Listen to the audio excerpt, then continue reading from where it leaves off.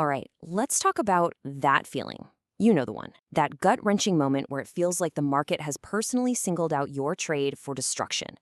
Today, we're going to pull back the curtain on stop-loss hunting, what it really is, who's doing it, and most importantly, how you can learn to see the trap before it springs. So let me ask you this. Have you ever felt that weird magnetic pull that drags the price right down to your stop-loss, kisses it goodbye, and then immediately snaps back and rockets in the direction you predicted? If you're nodding your head right now, well, you're not going crazy, and you're definitely not alone. You see, this whole painful experience actually has a name, and just understanding what it is, that's the first step to finally beating it.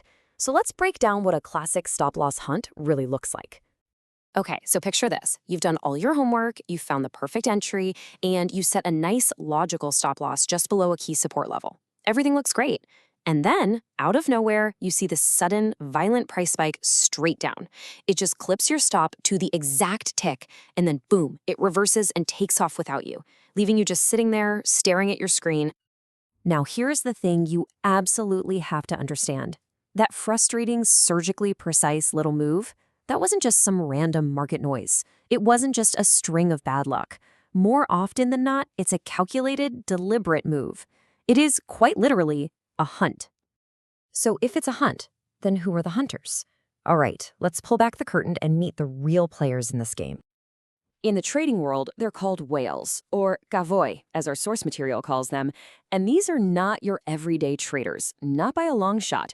We're talking about huge institutions, massive banks, and giant hedge funds with so much capital they can literally make waves in the market, pushing prices around to get what they want. So what are they after? What's the goal of all this? It really boils down to one simple word: liquidity. You know, for them to fill their gigantic orders, they need someone on the other side of the trade. And your stop loss? That's a sell order. It's the exact liquidity they need to scoop up to fill their huge buy positions. Okay, so if they're hunting for these massive pools of orders, where do they go looking for them? Well, as it turns out, the hunting grounds are remarkably, and for many people, dangerously predictable. Right, exactly. Where are all these orders just sitting there, waiting to be targeted? Well, the answer lies in understanding how most of us, especially retail traders, are taught to think and act in the market. They find it in what are called high liquidity zones. Basically, think of these as, well, they're like giant honeypots on the chart. They are specific price areas just jam-packed with orders, especially all of those predictable stop-loss orders from traders doing the exact same thing.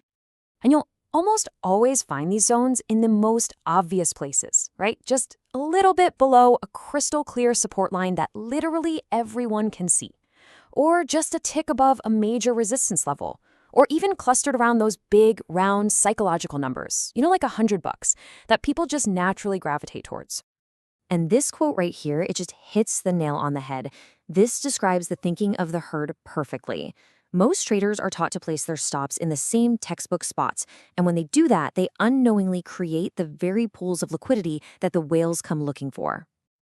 Okay, now for the part you've been waiting for. We know the problem, we know who the hunters are, and we know where they hunt. So how in the world do we stay out of the trap? Let's break down the actual strategy. It's a really powerful but simple three-step process. So step 1, you find that obvious textbook support or resistance level. Step 2, and this is the big mental shift. You actually visualize where everyone else is probably putting their stops. That's your liquidity zone.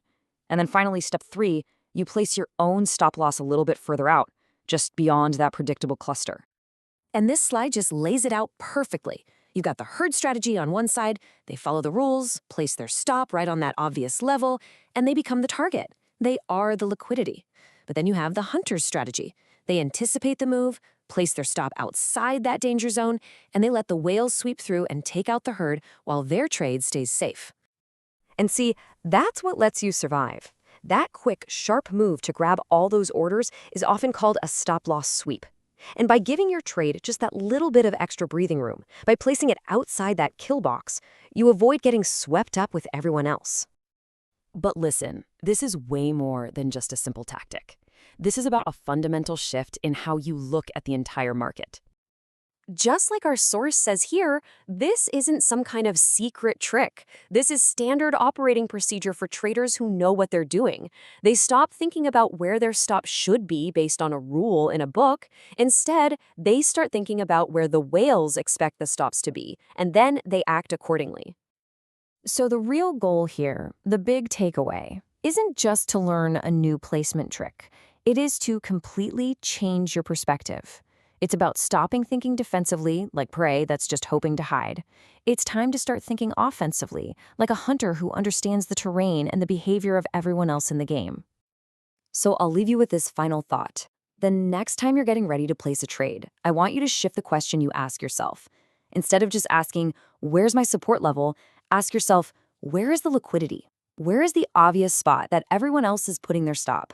Because answering that question, that is the key of finally staying out of the trap for good.